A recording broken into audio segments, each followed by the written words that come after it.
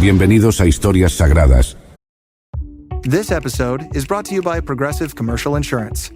Business owners, meet Progressive Insurance. They make it easy to get discounts on commercial auto insurance and find coverages to grow with your business. Quote in as little as 8 minutes at progressivecommercial.com. Progressive Casualty Insurance Company. Coverage provided and serviced by affiliated and third-party insurers. Discounts and coverage selections not available in all states or situations. Donde exploramos las vidas de personajes bíblicos que, aunque a veces olvidados, desempeñaron un papel crucial en el plan de Dios. Hoy nos adentraremos en la historia de Taré, el padre de Abraham. Aunque su nombre aparece brevemente en las Escrituras, las decisiones de Taré fueron fundamentales para el destino de su familia y el cumplimiento de la promesa divina. Acompáñanos mientras descubrimos cómo sus acciones prepararon el camino para que su hijo Abraham, más tarde conocido como Abraham, se convirtiera en el padre de una gran nación. En Historias Sagradas, cada historia revela un propósito mayor en el plan divino. Taré aparece en la genealogía del libro de Génesis, específicamente en el capítulo 11. Es conocido principalmente como el padre de Abraham, quien más tarde sería llamado Abraham, el patriarca de Israel. Aunque su historia es breve en las Escrituras, Taré es una figura fundamental porque su vida prepara el escenario para el llamado de Abraham y la promesa de Dios que transformaría a su descendencia en una gran nación. La importancia de Taré no radica solo en ser el progenitor de Abraham, sino también en las decisiones que tomó. Vivió en Ur de los Caldeos, una ciudad próspera y avanzada en Mesopotamia, donde las prácticas religiosas eran politeístas. Este entorno influyó en su vida y en la de su familia, creando un contraste significativo cuando Dios llamó a Abraham a salir de ese contexto y buscar una tierra donde el único Dios verdadero sería adorado. Taré es el puente entre dos mundos, el mundo pagano de Ur y la tierra prometida que Dios tenía reservada para su descendencia. A través de Taré, vemos cómo Dios comienza a mover las piezas para cumplir su propósito, aunque Taré quizás no comprendía completamente el alcance de lo que estaba sucediendo. La Biblia nos presenta a Taré como alguien que inició un viaje crucial, pero que no completó. Después de la muerte de su hijo Harán, Taré decidió trasladarse con su familia desde Ur hacia Canaán. Sin embargo, se establecieron en Harán, una ciudad que compartía el nombre de su hijo fallecido. Este detalle sugiere una conexión emocional significativa que pudo haber influido en su decisión de no continuar hasta Canaán. Harán se convierte así en un lugar de transición, tanto geográfica como espiritualmente, para la familia de Taré. A pesar de no llegar a la tierra prometida, Taré preparó el camino para que su hijo Abraham lo hiciera. Su vida es un recordatorio de cómo las decisiones de una generación pueden influir profundamente en la siguiente. Dios tenía un plan más grande, y aunque Taré no lo vio realizado en su vida, fue instrumental en su desarrollo. Taré vivió en Ur, una de las ciudades más importantes de la antigua Mesopotamia, ubicada en lo que hoy es el sur de Irak. Ur era una ciudad próspera, con una rica cultura y una economía basada en la agricultura, el comercio y la producción artesanal. La ciudad también era un centro religioso dedicado al dios Luna Nana, y sus habitantes eran politeístas, adorando a múltiples deidades. Este entorno cultural y religioso nos da una idea del tipo de vida que Taré y su familia llevaron antes de que Dios llamara a Abraham. Aunque la Biblia no entra en detalles sobre las creencias personales de Taré, su vida en Ur sugiere que estaba influenciado por las prácticas religiosas locales. Esta influencia resalta el contraste con el monoteísmo al que Abraham sería llamado más tarde. En medio de esta cultura politeísta y próspera, nació Abraham, un niño que estaba destinado a cambiar el curso de la historia. Según la tradición, Abraham nació en Ur y creció en un ambiente profundamente inmerso en las prácticas religiosas de la época. Taré, su padre, habría sido responsable de la educación inicial de Abraham, tanto en términos de conocimientos como de valores. Es posible que, aunque Taré estuviera inmerso en el politeísmo de Ur, también transmitiera a Abraham una conciencia espiritual más profunda, que lo preparó para la revelación del Dios único. El nacimiento de Abraham es significativo no solo por su futuro papel como patriarca, sino también porque simboliza la esperanza y la continuidad en medio de un mundo que estaba lejos del conocimiento del único Dios verdadero. Aunque la Biblia no proporciona detalles específicos sobre la infancia de Abraham, podemos imaginar que creció observando los rituales y las costumbres de Ur, aprendiendo de su padre y desarrollando una curiosidad espiritual que eventualmente lo llevaría a cuestionar y buscar algo más grande. La migración de Taré de Ur hacia Harán fue un movimiento significativo. Ur, situada al este del río Éufrates, estaba bien conectada a través de rutas comerciales que se extendían por toda Mesopotamia y más allá. Cuando Taré decidió dejar Ur, no fue solo un cambio de residencia, sino un cambio de vida. Moverse desde una ciudad tan avanzada y establecida hacia lo desconocido requería un gran nivel de determinación, y probablemente fue impulsado por una combinación de factores, tanto personales como familiares. El viaje de Ur a Harán habría sido largo y arduo, cubriendo cientos de kilómetros. Harán, la ciudad a la que Taré llevó a su familia, también era un importante centro comercial y religioso en la región de Mesopotamia. Harán compartía muchas similitudes con Ur en cuanto a su cultura y religión, lo que podría haber hecho que Taré y su familia se sintieran relativamente cómodos asentándose allí. Sin embargo, Harán no era el destino final. Taré había comenzado un viaje hacia la tierra de Canaán, pero por razones que no se explican completamente en la Biblia, decidió detenerse en Harán.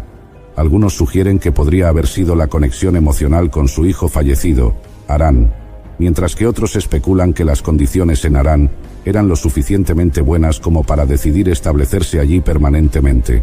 A pesar de que Taré no completó el viaje a Canaán, su decisión de salir de Ur y establecerse en Harán tuvo un impacto duradero. Harán se convierte en el lugar donde Dios llamaría a Abraham a dejar a su familia y continuar hacia la tierra prometida. Es en Harán donde Abraham toma el manto de liderazgo y comienza la jornada que cambiaría el curso de la historia. La vida de Taré nos ofrece una visión de la interacción entre la voluntad humana y el plan divino, y cómo, a pesar de nuestras decisiones, Dios puede redirigir nuestras vidas para cumplir su propósito. Después de establecerse en Harán, la vida de Taré aparentemente se estabiliza. Harán era una ciudad próspera y espiritualmente significativa para la época, un lugar donde Taré pudo haber encontrado consuelo y estabilidad después de la pérdida de su hijo Harán.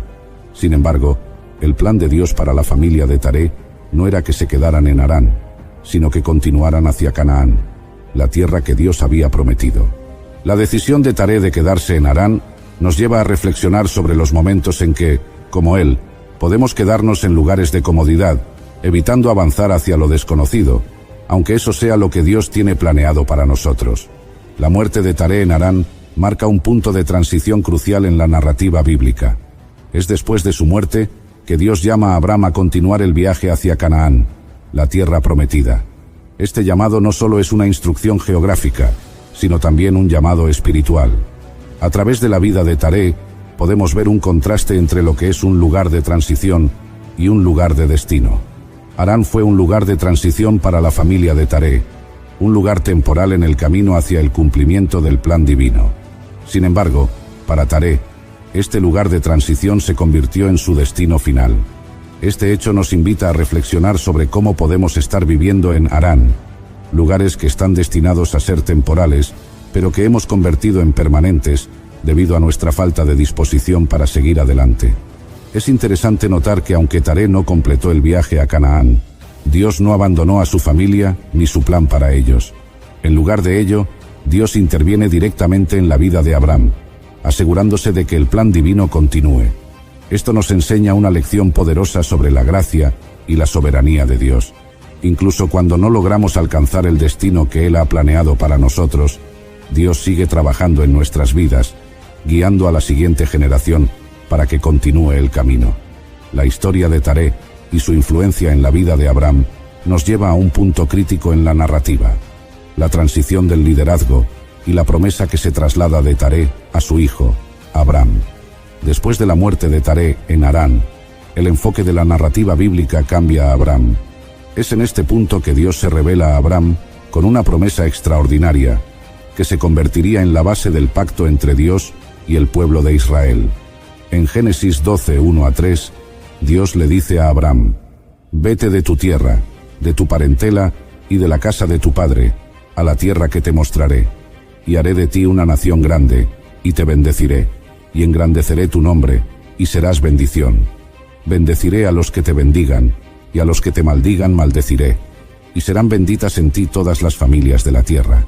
Este mandato requiere que Abram deje atrás a su familia y su hogar, implicando una ruptura con el pasado, con las tradiciones y con el legado que Taré había establecido. Abram debía salir de Harán, un lugar donde su familia había encontrado consuelo y estabilidad, y dirigirse hacia lo desconocido. Este acto de obediencia de Abram no solo es significativo en términos personales, sino que también tiene profundas implicaciones espirituales. Podemos ver cómo Taré, a través de sus decisiones y su vida, preparó el terreno para que Abram pudiera tomar este paso de fe. Aunque Taré no completó el viaje a Canaán, su vida en Harán fue crucial para el desarrollo de Abram como líder y para su disposición a obedecer el llamado de Dios.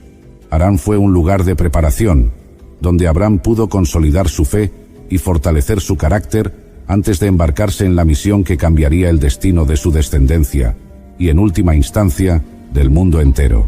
El hecho de que Dios llamara a Abram después de la muerte de Taré también es significativo. Este evento marca una transición clara de una generación a otra, subrayando el principio de que cada generación tiene su propio llamado y responsabilidad en el plan de Dios. Taré había cumplido su papel al llevar a su familia hasta Harán, pero ahora era el turno de Abram de llevar la antorcha y continuar el viaje hacia la promesa de Dios. Esta transición también refleja un tema recurrente en la Biblia: la importancia de la fe y la obediencia. Mientras que Taré tomó la decisión de establecerse en Harán, Abram tomó la decisión de seguir adelante hacia lo desconocido, confiando en la promesa de Dios. Este contraste entre las decisiones de padre e hijo resalta la importancia de estar dispuestos a avanzar, incluso cuando el camino no está claro, y confiar en que Dios guiará nuestros pasos. El llamado de Abram y su respuesta obediente representan un momento clave en la historia bíblica. Este es el punto en el que la promesa de Dios comienza a tomar forma tangible, y es el comienzo de la realización del pacto que Dios haría con Abram, convirtiéndolo en el padre de una gran nación. Es importante notar que, aunque Taré no vio el cumplimiento de esta promesa, su vida y sus decisiones fueron esenciales para que Abram pudiera recibirla y cumplirla. A lo largo de la historia de Abram, vemos cómo las decisiones de Taré influyen en su hijo de maneras que quizás no son evidentes a primera vista. La estabilidad y el confort que Taré encontró en Harán le dieron a Abram un lugar seguro desde el cual podía responder al llamado de Dios. Además, el hecho de que Abram debía dejar atrás la casa de su padre y su tierra subraya la importancia de la independencia espiritual y la necesidad de cada generación de encontrar su propio camino en la fe. En conclusión, la vida de Taré y su legado son fundamentales para entender el desarrollo de la narrativa bíblica. Aunque su viaje fue interrumpido y no alcanzó a ver la tierra prometida, su vida fue un puente que permitió a Abram recibir la promesa de Dios y comenzar la jornada hacia su cumplimiento. Taré es un recordatorio de que, aunque no siempre entendemos cómo nuestras decisiones encajan en el plan más grande de Dios, cada paso que damos tiene un propósito en el desarrollo de ese plan. A medida que profundizamos en la historia de Taré y el legado que dejó para su hijo Abram, es crucial explorar las lecciones espirituales que se pueden extraer de su vida. Taré, aunque a menudo mencionado de pasada en la narrativa bíblica, tuvo una influencia significativa en la historia de la fe. Su vida nos ofrece un espejo en el que podemos ver reflejados muchos de los desafíos y dilemas que enfrentamos en nuestro propio caminar espiritual. Taré inició un viaje importante, pero no llegó a completarlo. Esta realidad nos lleva a una reflexión profunda sobre el concepto de viaje incompleto. En nuestras vidas, todos estamos en un viaje, y a menudo nos encontramos en situaciones donde el camino que hemos comenzado parece interrumpido por circunstancias fuera de nuestro control, o incluso por nuestras propias decisiones.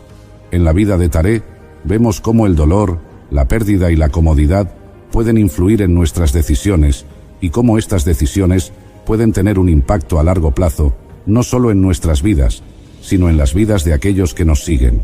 El hecho de que Taré se estableciera en Harán, en lugar de continuar hasta Canaán, podría ser visto como una metáfora de cómo a veces nos instalamos en lugares temporales, lugares que no están destinados a ser nuestro destino final.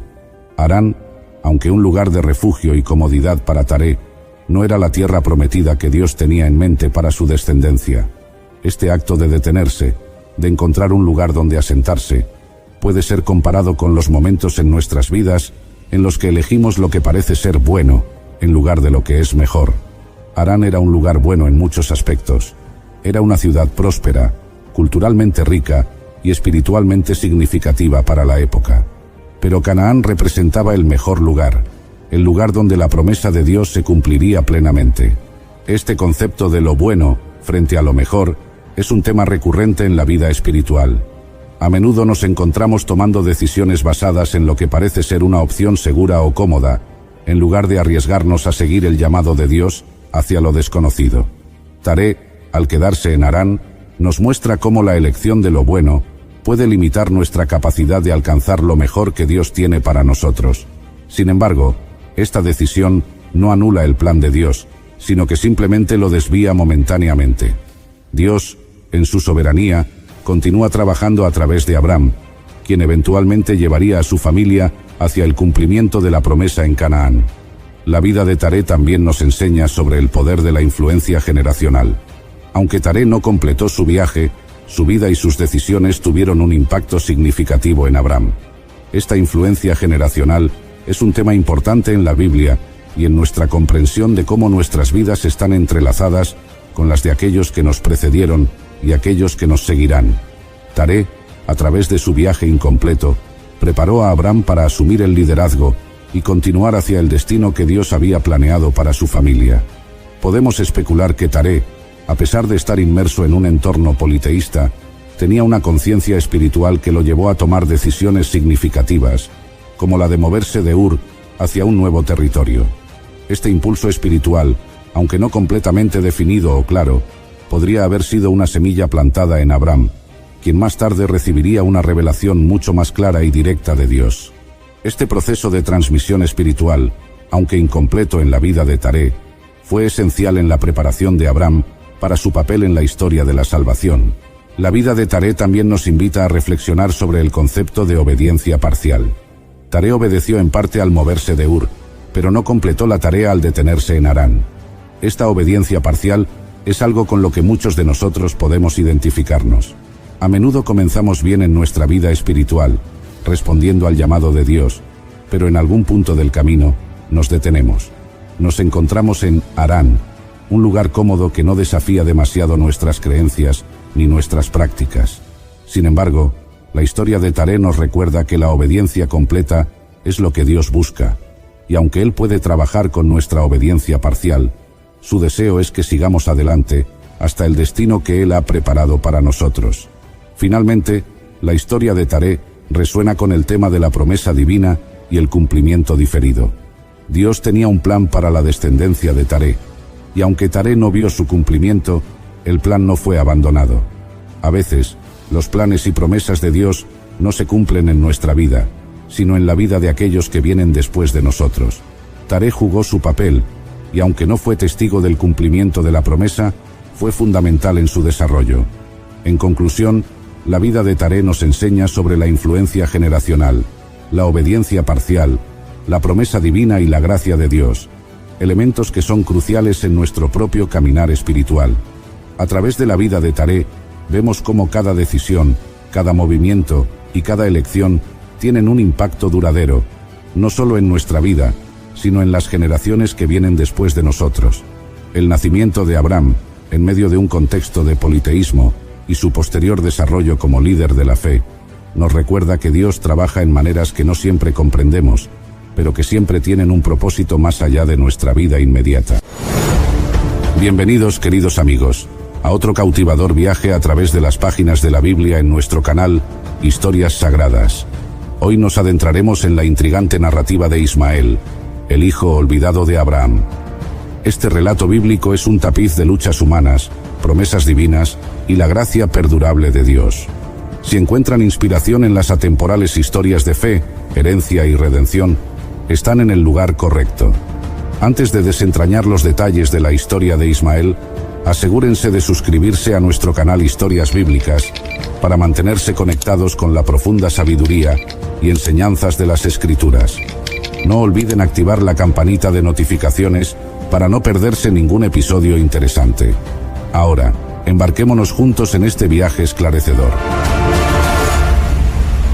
Ismael fue el primer hijo de Abraham, nacido cuando Abraham tenía 86 años y vivía cerca de Hebrón. En Génesis 15, Dios le promete a Abraham durante una aparición que tendrá un hijo y se convertirá en el padre de muchas naciones. En ese momento, Abraham no tenía hijos y su esposa Sara no podía concebir, lo que les hizo cuestionar cómo se cumpliría esta promesa. En Génesis 16:3, Sara, aún llamada Sarai, sugiere a Abraham, aún llamado Abram, tener un hijo con su sierva egipcia Agar, a quien le da como esposa. Entonces Sarai, mujer de Abram, tomó a Agar su sierva egipcia, al cabo de 10 años que había habitado Abram en la tierra de Canaán, y la dio por mujer a Abram, su marido. Esta parece ser una costumbre común de la época, ya que las esposas de Jacob también recurrieron a ella.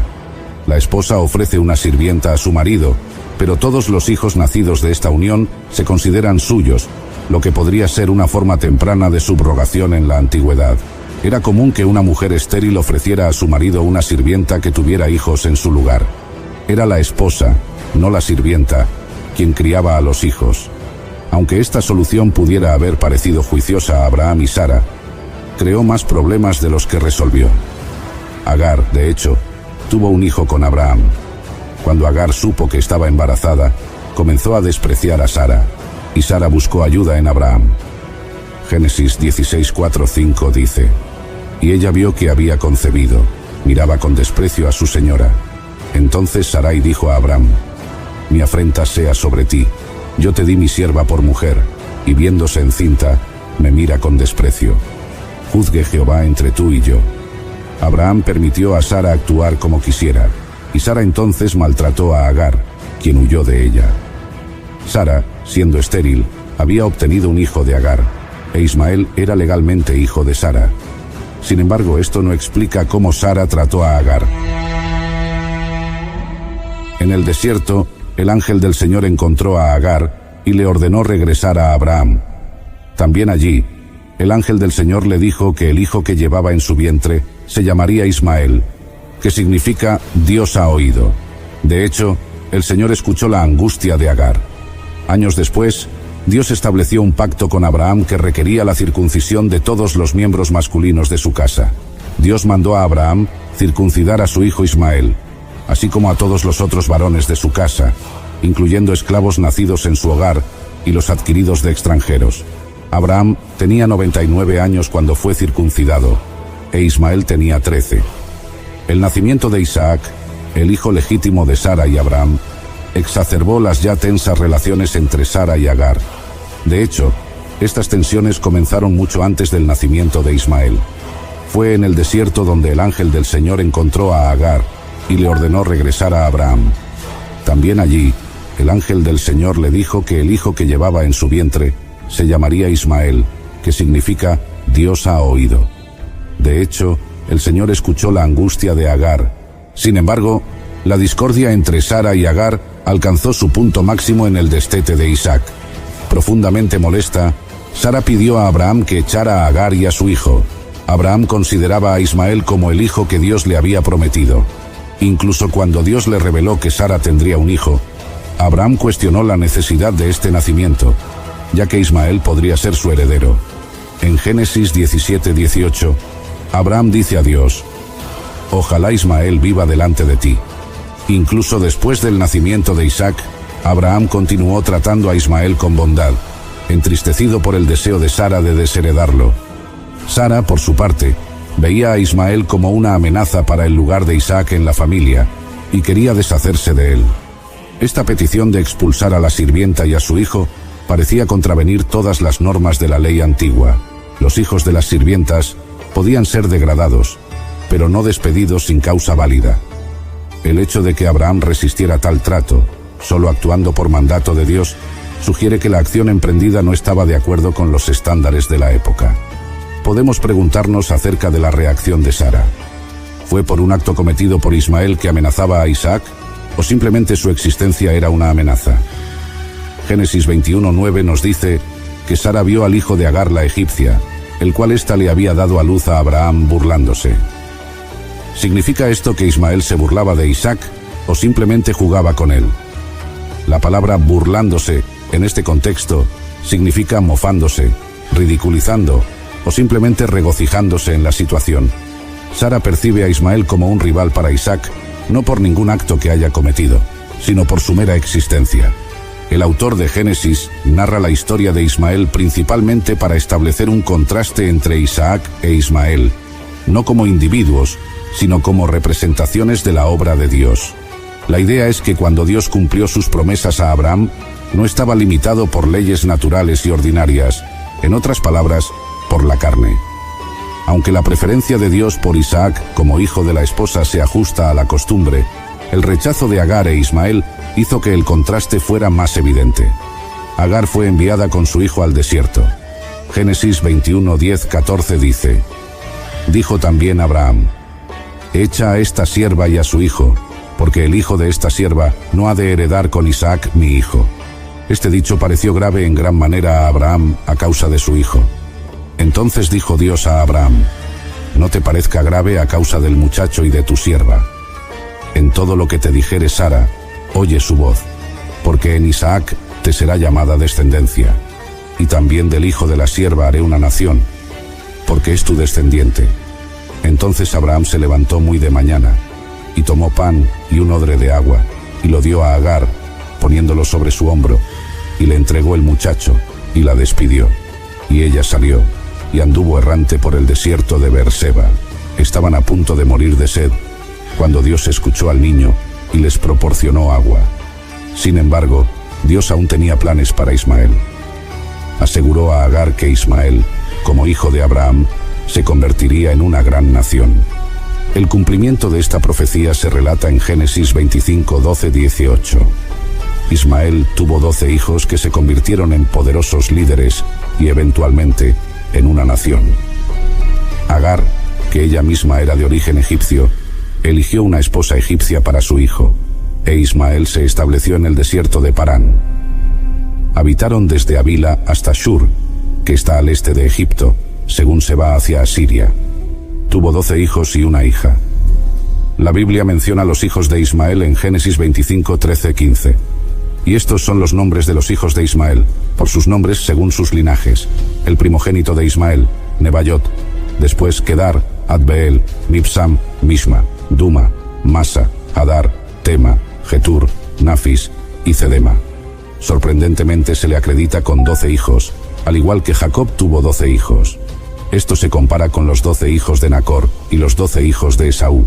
Más tarde, la hija de Ismael se casó con Esaú, hijo de Isaac, como se indica en Génesis 28:9 y Génesis 36:3. La región de Havila, donde vivieron los descendientes de Ismael, estaba en la parte norte de la península arábiga. Shur era una región desértica entre Beerseba en el desierto del Negev y Egipto. Isaías 67 menciona a los descendientes de Nebaiot y Kedar como criadores de ovejas. Los descendientes de Ismael fueron llamados árabes, que básicamente significa nómadas. Desde el principio, los descendientes de Ismael fueron un pueblo guerrero, ya que vivían en hostilidad con todos sus hermanos. Así se cumplió la predicción de Dios de que Ismael sería un hombre indómito, como asno salvaje. Su mano será contra todos, y la mano de todos contra él, y vivirá en la presencia de todos sus hermanos. Más tarde, otros pueblos se establecieron en la península arábiga, incluidos los descendientes de los hijos de Abraham con Cetura, y algunos descendientes de Esaú, a saber, los amalecitas. Aunque solo Isaac permaneció como heredero de Abraham, Ismael y los otros hijos de Abraham con concubinas también fueron bendecidos por él, como indica Génesis 25. Esto significa que los hijos de Agar y los de Cetura recibieron bienes materiales del patriarca. Una vez crecidos, la Biblia no reporta conflictos entre Ismael e Isaac. Ambos son descritos enterrando a Abraham en Macpela. La mayoría de estos nombres se mencionan en otros pasajes de la Biblia como familias tribales influyentes de esa época. Los descendientes de Ismael, hijo de Abraham, son generalmente identificados como ismaelitas en la Biblia. Estaban organizados en 12 tribus que vivían en campamentos móviles en el desierto del sur. Ismael murió a la edad de 137 años. La Biblia no especifica dónde fue enterrado, pero la tradición musulmana sitúa su tumba en la Kaaba en la Meca. En el Nuevo Testamento, Ismael es mencionado específicamente por el apóstol Pablo. El apóstol utilizó la figura del hijo de la esclava en su alegoría para contrastar a los perseguidores religiosos legalistas con aquellos nacidos según el Espíritu y que disfrutan de la libertad en Cristo. Ismael se convirtió en un nombre relativamente común, por lo que otros personajes son mencionados en la Biblia como Ismael.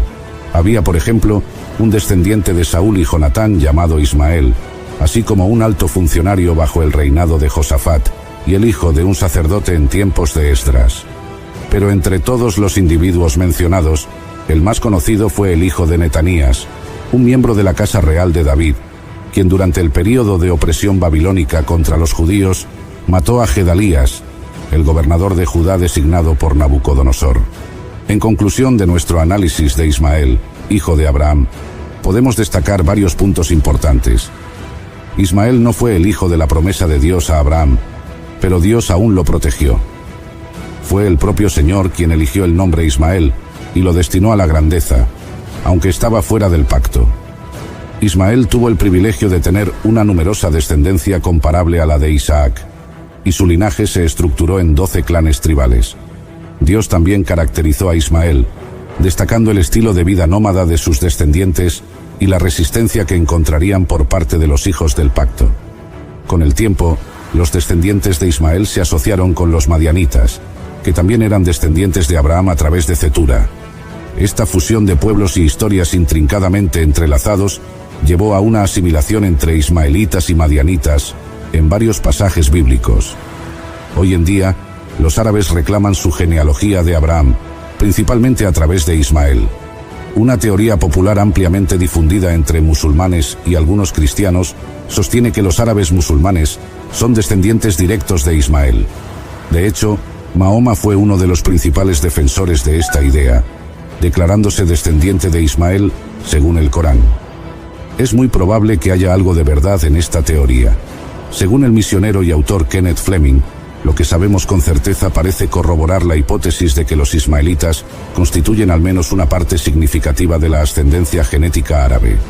Los textos antiguos establecen claramente un vínculo entre los árabes del norte y los descendientes de Ismael.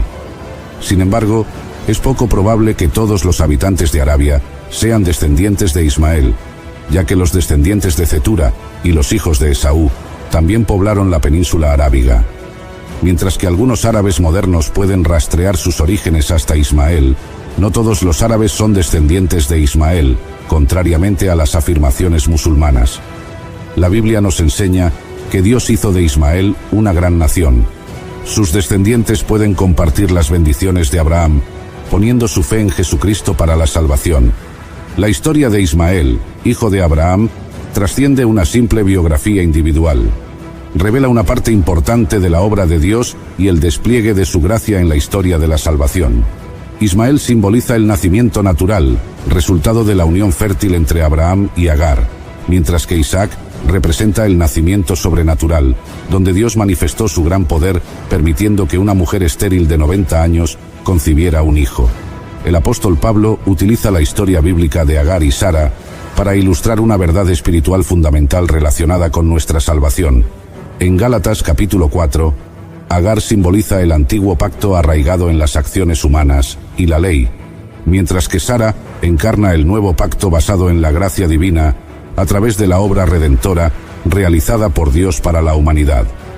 En la analogía de Pablo, los creyentes en Cristo son como el hijo nacido de Sara. Somos libres, nacidos del Espíritu. Pero como entonces el que había nacido según la carne perseguía al que había nacido según el Espíritu, así también ahora. Pero, ¿qué dice la Escritura? Echa fuera a la esclava y a su hijo, porque no heredará el hijo de la esclava con el hijo de la libre. De manera, hermanos, que no somos hijos de la esclava, sino de la libre. Por lo tanto, nosotros, que somos creyentes nacidos de nuevo, engendrados desde arriba, transformados espiritualmente, renovados y dedicados a su voluntad, no somos hijos de una mujer esclava, es decir, de nacimiento natural, sino de una mujer libre, es decir, de nacimiento sobrenatural. Al concluir esta cautivadora exploración de la historia de Ismael, recordamos el rico tapiz de la experiencia humana tejido en la Biblia. Nuestro canal Historias Bíblicas está dedicado a traer estas narrativas a la vida, ofreciendo ideas que resuenan a través del tiempo y las culturas. Si te has conmovido o inspirado por el viaje de Ismael, te invitamos a suscribirte a nuestro canal, dar me gusta a este video y compartirlo con tus hermanos y familia. Al hacerlo, contribuyes al crecimiento de nuestra comunidad y ayudas a difundir la sabiduría encapsulada en estos relatos antiguos. Gracias por ser parte de Historias Bíblicas. Hasta la próxima. Que la gracia y la sabiduría de las Escrituras iluminen tu camino. Suscríbete, comparte y mantente conectado para más historias enriquecedoras de las páginas de la Biblia. Hasta pronto. Bendiciones.